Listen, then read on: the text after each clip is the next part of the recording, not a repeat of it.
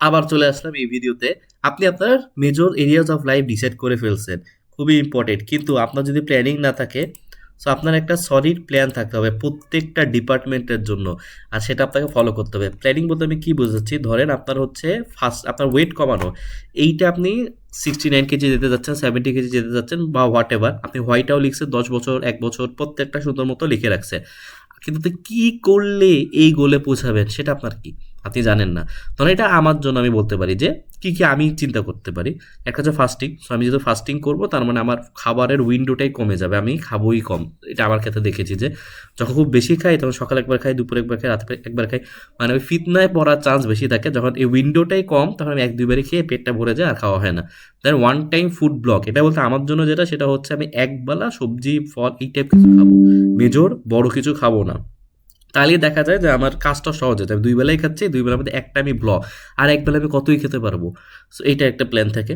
Eating plan, এটা হচ্ছে প্রত্যেক দিনের আগে আগের দিন লিখে রাখা যে অ্যাপ্রক্স কী কী খাওয়া প্ল্যান আছে। তো এটা একটু হেল্প করে, র্যান্ডম খাওয়া হয় কম। দেন এক্সারসাইজ করা, ক্যালোরি কাউন্ট করা, আপনি কতটুকু খাচ্ছেন সেটা আপনি ক্যালোরি কাউন্ট করতে পারেন। কীভাবে ক্যালোরি কাউন্ট করবেন, অনেক ভিডিও আছে, সেখান থেকে ধারণা নিতে পারেন। অথবা আপনি ছবি তুলে জেমিনাইকে দিয়ে দিতে পারেন, দেন সে একটা অ্যাপ্রক্স অ্যামাউন্ট দেবে, সেটা আপনি নিয়ে নিতে পারেন। মানে এখানে এক্স্যাক্ট অ্যামাউন্টই লাগবে তা না, আপনি জাস্ট কাউন্ট করতেছেন, আপনি ধারণা পাচ্ছেন, সেটা খুব ইম্পর্টেন্ট। 300 জায়গায় 200 বলুক, 400 বলুক, এটা অত ম্যাটার করে না, কিন্তু আপনি তো বুঝতে পারতেছেন আপনার কাছে 5,000 হয়ে যাচ্ছে, তার মানে আপনি তো অবস্থা খারাপ। এটা খুব ইম্পর্টেন্ট। দেন মাইন্ডফুল ইটিং করতে পারেন, যে আপনি খাওয়ার সময় আপনি একটু চিবায় খাবেন, বেশি সময় বেশি ধরে খাবেন। এটা যদি ফলো করেন তাহলেও দেখবেন খাবারের জন্য এই প্ল্যানিংগুলা, মানে এই প্ল্যানগুলো করলে আমি বিশ্বাস আমি 70 কেজিতে পৌঁছাতে পারবো।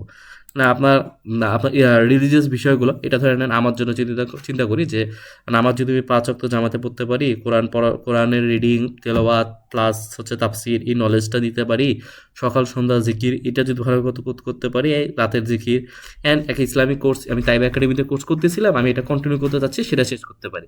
আমার জন্য এই কিছু ম্যাট্রিক্সগুলো আছে, প্ল্যানিং আছে, আমি এগুলো যদি করি তাহলে আমার বিশ্বাস আমি যে বছরের শেষে যে 10 বছর 1 বছর অ্যাটলিস্ট যে 1 বছরের প্ল্যানিংটা করছি সেটা আমি এখন অ্যাচিভ করতে পারবো।